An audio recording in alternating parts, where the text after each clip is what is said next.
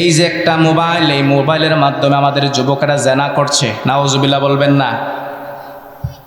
একটা যুবক যখন অন্য একটা মেয়ের সাথে কথা বলে, সে যতক্ষণ পর্যন্ত ওই মেয়ের সাথে সে যদি তার বিয়ে করা বউ না হয়, আমাদের সমাজে জিএফ আর বিএফ আছে না নাই? আছে। যুবকরা কয় আছে, তাহলে বোঝা গেল আসলেই আছে।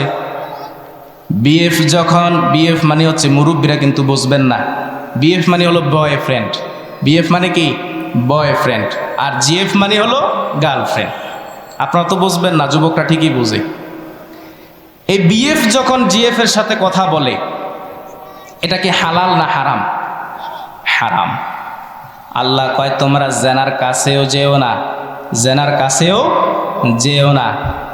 এখন আমাদের যুবকরা যখন মেয়েদের সাথে কথা বলে, যতক্ষণ পর্যন্ত কথা বলবে ততক্ষণ পর্যন্ত তার আমল নামায় আল্লাহ তাআলা জেনার গুনাহ দিবে। নাউজুবিল্লাহ। তোমরা যারা বড় বড় গুনাহ করছো, কবিরা গুনাহ করছো, কাবাইর মা তুনহাউনা আনহু নুকাফির আনকুম, তোমরা যদি বড় বড় গুনাহ থেকে নিজেরা বিরত থাকতে পারো, আমি আল্লাহ তাআলা তোমাদেরকে ছোট ছোট যে গুনাহগুলো আছে মাফ করে দিব। সুবহানাল্লাহ বলবেন না? শুধু মাফি করব না, সাইয়্যাতিকুম ওয়া নুদখিলকুম মুদখালান কারীমা, যত ছোট গুনাহগুলো আছে আমি আল্লাহ তাআলা মাফ করে দিয়ে তোমাদেরকে আমি সম্মানিত করে দেব। সুবহানাল্লাহ বলবেন না? কে কয়? আল্লাহ তাআলা বলছেন আমাদেরকে সম্মানিত করে দিবেন যদি আমরা কি কাজ করি, গুনাহ থেকে বেঁচে থাকতে পারি। এখন কবিরা গুনাহ আমাদের মাঝে আছে না নাই? আল্লাহ তাআলা বলছেন কবিরা গুনাহ যদি তুমি ছেড়ে দাও, তাহলে আমি আল্লাহ তাআলা তোমাদেরকে কি করব? তোমাদের যত সাইয়্যাতগুলো আছে, ছোট ছোট গুনাহগুলো আছে, মুদখালান কারীমা, তোমাদেরকে মাফ করে দেব। শুধু মাফই করব না, তোমাদেরকে আমি আল্লাহ তাআলা সম্মানিত করে দিব। কোন সুবহানাল্লাহ। এখন আমাদের দেশে কবিরা গুনার ছয়লাভ চলছে, ঠিক কিনা? এমন এমন কবিরা গুনাহ আমরা করছি যেগুলোর চিন্তাও আমরা করছি না যে আসলে আমাদের দ্বারা এসব গুনাহও হয়। আমরা আজকে কবিরা গুনাহ সম্পর্কে জানব, কবিরা গুনাহ কি এবং কি করলে কবিরা গুনাহ হয়, এবং আমাদের মাঝে কয়টি কবিরা গুনাহ আছে। হাদিস শরীফে এসেছেন কবিরা গুনাহ 70-এর অধিক কবিরা গুনাহ আছে আমাদের মাঝে। কিন্তু আব্দুল্লাহ ইবনে ওমর রাদিয়াল্লাহু তাআলা আনহু বলছেন, আমি কি তোমাদেরকে বিশ্বনবী সাল্লাল্লাহু আলাইহি সাল্লামের মুখশ্রিত বাণী থেকে তোমাদেরকে একটা হাদিস শোনাবো নাকি? সাহাবায়ে কেরাম বলছেন অবশ্যই শোনান। তিনি বলছেন আমি তোমাদেরকে 9টি ভয়ঙ্কর কবিরা গুনাহ সম্পর্কে জানাবো। কয়টি? 9টি কবিরা গুনাহ যেগুলো ভয়ঙ্কর, যেগুলো কি খুবই ভয়ঙ্কর। আমরা সব সময় মনে করি যে গুনাহ করতেছি, এক সময় আল্লাহ তাআলার কাছে তওবা করে ফেলবো, আল্লাহ তাআলা মাফ করে দিবেন। অবশ্যই আল্লাহ তাআলা মাফ করবেন, কিন্তু তওবা আপনাকে করতে হবে। এখন আমরা যদি গুনাহের কাজ করলাম কিন্তু তওবা করলাম না, তওবা করলাম কিন্তু আবার গুনাহের কাজ করলাম, আপনার এই তওবার কোনো কাজ হবে না, কোনো লাভ হবে না। তাহলে কবিরা গুনাহ নিয়ে যদি আপনি আল্লাহ তাআলার সামনে যান, তাহলে আল্লাহ তাআলার পরায়াতে বলছেন যদি তোমরা কবিরা গুনাহগুলো না ছাড়ো, তাহলে আমি আল্লাহ তাআলা তোমাদের যত ছোট গুনাহগুলো আছে এই গুনাহগুলোকেও আমি আল্লাহ তাআলা কাউন্ট করব। নাউজুবিল্লাহ বলবেন না? ছোট্ট ছোট্ট গুনাহগুলো আপনি যা সগীরা গুনাহ নামে জানেন, সেই গুনাহগুলোকে আল্লাহ তাআলা একটা সময় আপনাকে বড় গুনাহের সাথে শামিল করে দিবে। এখন আমরা যদি বড় বড় গুনাহ থেকে বিরত থাকতে পারি, আল্লাহ তাআলা বলছেন সাইয়্যাতিকুম ওয়া নুদখিলুকুম মুদখালান কারীমা, তোমাদের গুনাহগুলো আমি মাফ করে দেব। শুধু মাফই করব না, তোমাকে আমি আল্লাহ তাআলা সম্মানিত করে দিব। কোন সুবহানাল্লাহ। 9টি কবিরা গুনাহ সম্পর্কে আব্দুল্লাহ ইবনে ওমর রাদিয়াল্লাহু তাআলা বলছেন, আমরা সবাই জানতে রাজি আছি তো ইনশাআল্লাহ? আল্লাহ তাআলা তৌফিক দান করুক, সকলে পড়ি আমিন। 9টি কবিরা গুনার মধ্যে আব্দুল্লাহ ইবনে উমর সর্বপ্রথম যে গুনাহটার কথা বলছেন সে গুনাহটা হলো শিরক। সর্বপ্রথমটা কি? শিরক করা। এখন এই শিরক আমাদের মাঝে আছে না নাই? আমাদের মাঝে আমরা শিরকটা এমনভাবে করি যেন আমরা মনে করছি এটা কোনো গুনাহই না। নাউজুবিল্লাহ বলবেন না? আমাবস্যার রাতে যখন অন্ধকার, কোনো আলো নাই, কেউ দেখতে পায় না নিজের হাতের অংশে কি আছে, কোনো আলো ছাড়া যখন মানুষগুলো কিছুই দেখতে পারে না, ওই আমাবস্যার রাতে যদি কালো পাথরের ওপর একটা কালো পিঁপড়া হাঁটে, ওই পিঁপড়াটা যেমন আপনি আলো ছাড়া দেখতে পারবেন না, ঠিক তদ্রুপভাবে শেষ জমানায় আমরা শিরক করব কিন্তু বুঝতে পারব না। শিরক এত মারাত্মক একটি গুনাহ।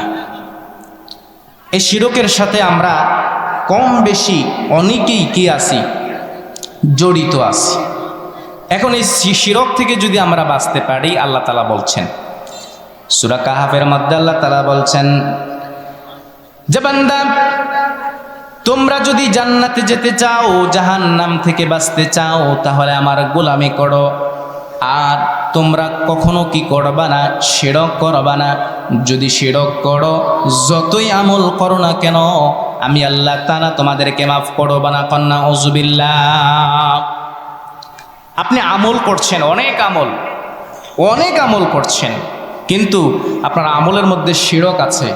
আল্লাহ তাআলা বলছেন আপনি জান্নাতে যেতে পারবেন না। যদি জান্নাতে যেতে চান তাহলে ওয়ালা ইউশরিক বিইবাদাতি রাব্বিহি আহাদা, আপনি কি করতে পারবেন না? শিরক করতে পারবেন না। শিরকের গুনাহ বড় মারাত্মক গুনাহ। সাইয়েদনা লোকমান আলাইহিস সালাতু ওয়াস সালাম তার সন্তানকে নসিহত করছেন, সন্তান লা তুশরিক বিল্লাহ, ও সন্তান কখনো তুমি শিরক করবা না। ইন্নাশ শিরকা লা যুলমুন আযীম, অবশ্যই শিরক হলো একটা বড় গুনাহ, বড় জুলুম। নাউজুবিল্লাহ বলবেন না? তাহলে শিরক কি? শিরক একটা মারাত্মক গুনাহ, যে গুনাহ করলে সঙ্গে সঙ্গে ঈমান চলে যাবে। কি চলে যাবে? ঈমান চলে যাবে। সাধারণত শিরক কাকে বলে? শিরক করলে আল্লাহ তাআলা কত অসন্তুষ্ট হয়, এটা উদাহরণ দেওয়ার জন্য একটা ঘটনা আপনাদেরকে আমি শোনাই। আমাদের যে মাযহাব আছে, কিছু মাযহাবের মধ্যে একটি মাযহাব ইমাম আহমদ ইবনে হাম্বল রাহিমাহুল্লাহ, ওনার কাছে একটা মহিলা আসলেন। কে আসলেন? একজন নারী আসলেন।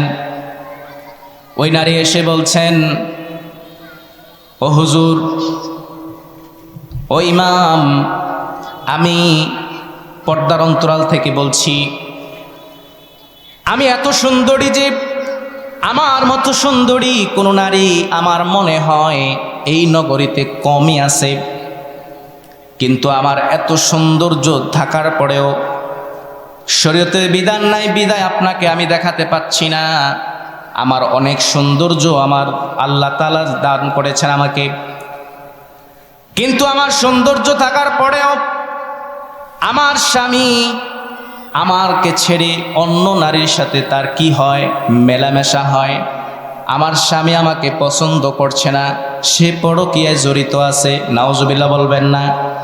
এই পরকীয়া আমাদের সমাজে আছে না নাই? জেনা ব্যভিচার আমাদের সমাজে আছে না নাই? কম না বেশি? বেশি।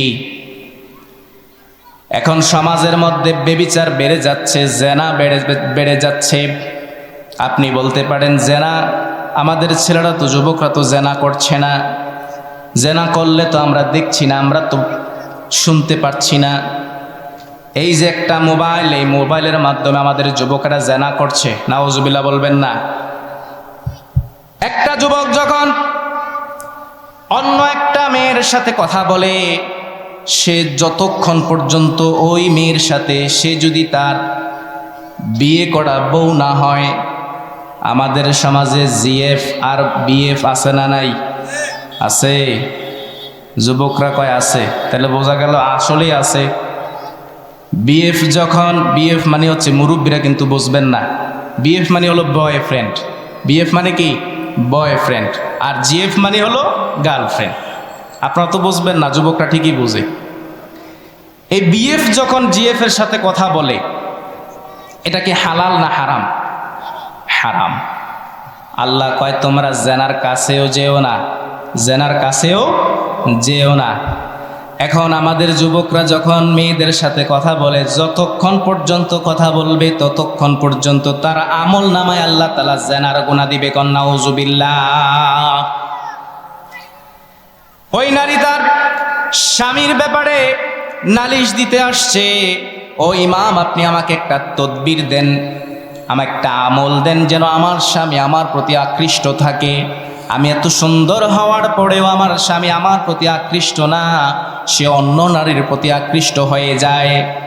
এই কথা শোনার সঙ্গে সঙ্গে ইমাম বেহুশ হয়ে গেলেন। আল্লাহু আকবার বলবেন না? বেহুশ হয়ে গেলেন। সঙ্গী সাথীরা যখন হুঁশ আসার পরে জিজ্ঞেস করলেন, ও ইমাম এ কথা বলার পরে আপনি কেন বেহুশ হয়ে গেলেন? তিনি বলছেন, শোনো, যেই নারীটা তার স্বামীর অংশীদারিত্ব সহ্য করতে পারে না, যে নারী তার স্বামী অন্য মানুষের সাথে অন্য নারীর সাথে সম্পর্ক গড়ুক এটা চায় না, তাহলে যে রব আমাদেরকে সৃষ্টি করলো, যে রব আমাদেরকে খাওয়াইলো, যে রব আমাদেরকে এত কিছু দিল, সেই রবের সাথে যদি আমরা অংশীদারিত্ব করি, শিরক করি, তাহলে আল্লাহ তাআলা কত বড় অসন্তুষ্ট আমাদের প্রতি হয়। কোন আল্লাহু আকবার। চিন্তা করছেন বিষয়টা?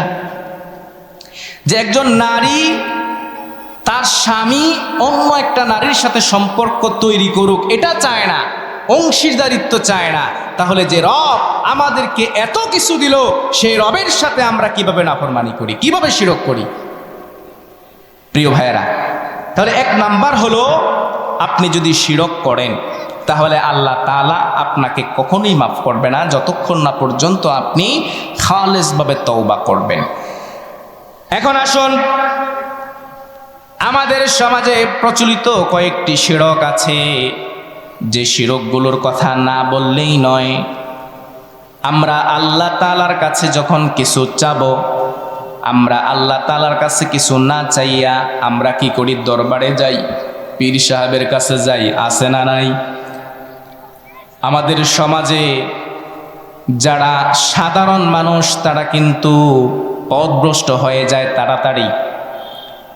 তার কারণ হলো সে মনে করে সারা জীবন গুনাহের কাজ করলাম, কোনটা সত্য কোনটা মিথ্যা তো আর পড়তে পারলাম না, জানতে পারলাম না।